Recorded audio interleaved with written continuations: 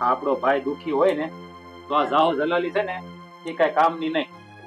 હા, તમારા રૂપિયા તમારી પાસે જેટલા હોય ને એટલે ધૂળ બરોબર કહેવાય. અરે મારો ભાઈ મરતો હોય તો મરવા દો, મારે શું લેવા દેવા છે? અરે મારે એની સાથે કાંઈ લેવા દેવા નથી.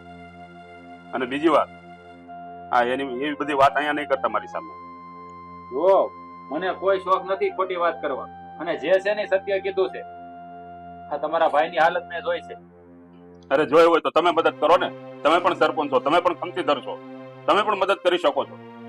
અરે એ કહે ને તો મારી આખી મિલકત એને આપી દઉં, પણ આ તો તમને તમારી ફરજનું ભાન કરાવવા આવ્યો છે. આમાં હલકી મારી નહીં, હલકી તમારી જ થાય.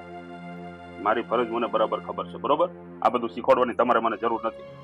અને એકવાર મેં કીધું ને તમને, અરે મારો ભાઈ મરતો હોય તો મરવા દો, મારે શું લેવા દેવા છે? અરે કેવી વાત કરો છો? આવું બોલતા તમારી જીભ નથી કપાઈ જતી? જુઓ, આખા ગામમાં